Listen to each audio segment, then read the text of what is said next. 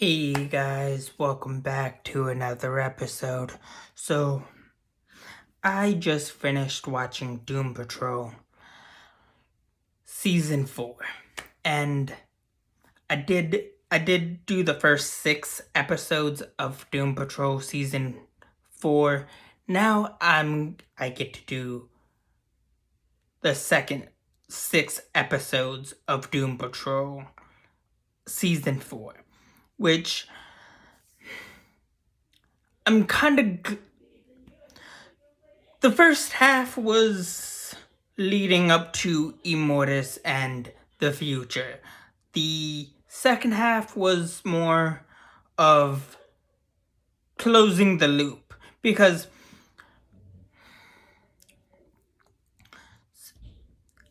if you look at it, Doom Patrol was all about a loop. Was the whole show was a loop, right? And we're seeing that same thing play out in Loki. One big, gigantic loop. And it's we had a fitting end. We had a pretty interesting beginning with Doom Patrol Season 1, which Doom Patrol Season 1 started off with Cliff being a let's say what he was. He was a pretty shitty husband, but a good dad. Also, I like it's kind of funny how we start off with Cliff banging the babysitter in the guest room, and now he's and as we end the whole series, we see Cliff in a car with baby Rory and his daughter next to him as his robot body shuts down. Pretty impressive. I mean, if anything is if there's a better end to the series from where we started off with, it's Cliff, because Cliff had the better growth from all the other characters and team members.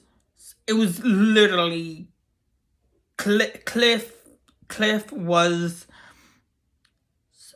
kind of the glue that held the team together, and it's honestly fitting that we started off with him and ended with him, because like we got to say we got to see a fitting goodbye for the team we have grown to know and love. Rita's dead in the afterlife with her lover. Cyborg is assistant teacher teaching robotics with his best friend. Crazy Jane is up in space with Jesse, the female astronaut from a comic book that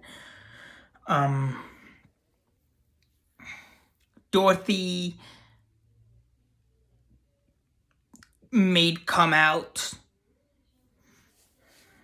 when she was living with Danny and the other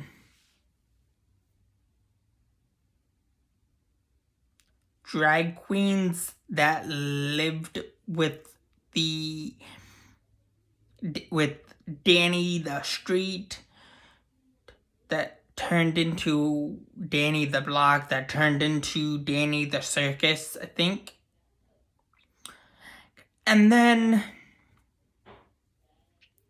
we have what's her name?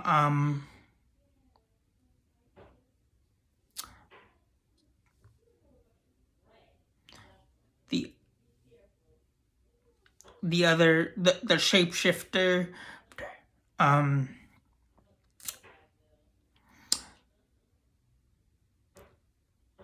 burning people at the ant farm, the people who work at the ant farm, I guess freeing the people who are gifted metas, and Keeg is with his dad's in the void, I guess, or a void up in space, I guess. I don't really know what the heck is happening. And we see Rory's life play out, kind of mirroring or like kind of similar to how Cliff's story played out, but more different because he didn't get a human, he didn't go into a robot's body. He's not a brain inside a robot. We see everything play out from as if Cliff is seeing things from the crystal in the car. So in a way, it was fitting to have that be the last part of the series finale, as if Cliff was seeing things through the crystal and seeing Rory's life through the crystal, and every big, important, small, little moments that Rory went through in his life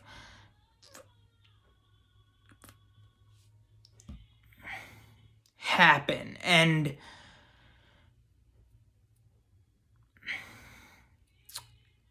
it was a nice ending. I do like the ending. I thought the ending was pretty nice and kind of reflecting, like more of a reflective state of mind, because mind you, we started off the season with Cliff being a big hotshot, popular, favorite race car driver in the 1980s, banging the babysitter in the guest house, and now he's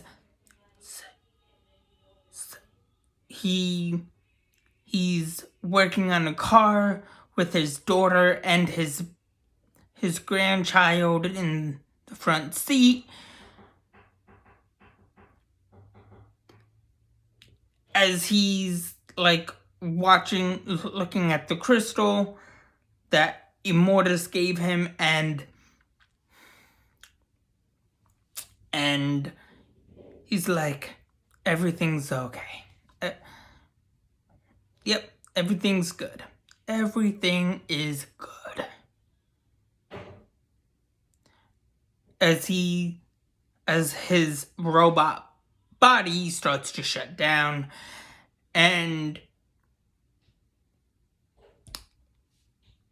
really that's how it ends. With Cliff. It starts with Cliff, it ends with Cliff and his family. It starts with Cliff and his family, and it ends with Cliff's family and Cliff.